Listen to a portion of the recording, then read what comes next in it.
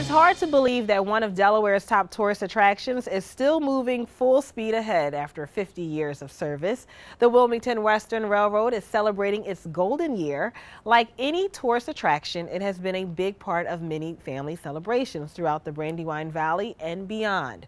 We celebrate this occasion with our content partner, Delaware Today magazine. Hop on board this vintage tourist railroad for a trip back in time. All aboard! The Wilmington and Western Railroad is what we call a tourist railroad, or it's commonly referred to as a heritage railroad. Excited passengers, both young and young at heart, line up to get escorted onto the coaches.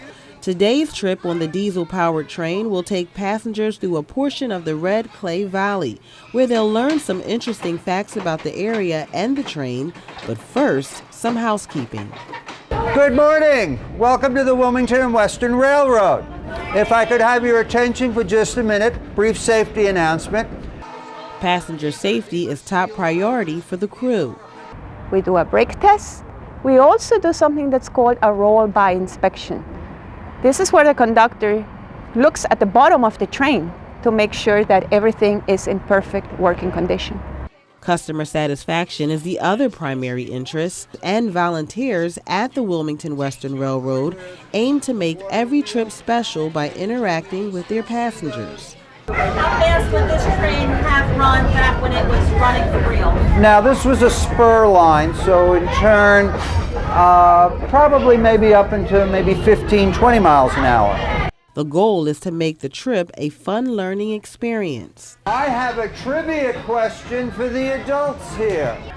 Who was the very first conductor on the series, Thomas the Tank Engine? I've learned about certain parts of Delaware, the parks that are nearby, and just watching him on a train, it's been very nice. Executive Director David Ludlow says he sees that kind of excitement all the time.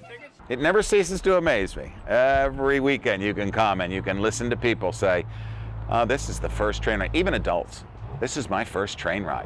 While the diesel trains are a big hit with passengers, the granddaddy of them all, the steam locomotive, really turns heads.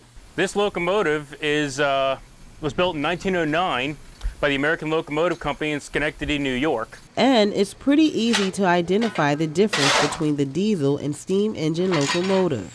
It's a different sound, and it's amazing. Even the adults, when they smell burning coal, they ask, I said, what's that? I said, that's coal that is burning. Yeah, it looks like our fire's a little low, so I'll add some to it.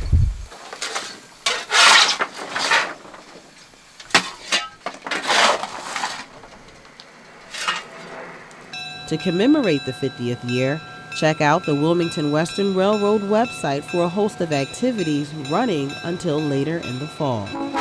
Operating a vintage tourist railroad can be expensive. David Ludlow, the executive director, says 60% of their funding comes from fares, and they also receive generous donations. Oh, and the first Mr. Conductor was Ringo Starr. Mark Nardone is executive editor of Delaware Today magazine. Thank you so much for joining us. Thanks. I think George Carlin was a conductor too. Okay. Yeah. Well, let's say the Wilmington and Western Railroad is obviously a very cool operation.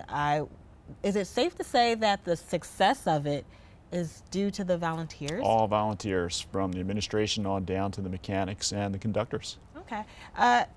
Now let's talk about a huge weather event back in the early 2000s. It basically wiped out the railroad. Who brought it back? What was the As I understand it, Hurricane Henri took out 5 of the bridges, and they're just old wooden trestle bridges. And then David Ludlow, the executive director, got everybody he could in on the repair from the Department of Transportation, the federal government, to rebuild those bridges and keep the railroad going. Probably a hard process. Yeah. Can you tell me what you pretty much love about the railroad? I just love it. You know, I mean, I have fond memories of riding there with my parents when I was a kid. Of course, we've taken our kids there. You know, at 2 years old, my son was a train freak, so he loves that thing. Okay, and he's still pretty much into trains? Oh, yeah. Awesome. Well, thanks for joining us. Thanks, Nikki. Many birthday parties in northern Delaware and southeastern Pennsylvania have been celebrated on the Wilmington and Western Railroad. Thanks again, Mark Nardone, for joining us. You can go online to see the companion piece to our collaboration here by going to DelawareToday.com.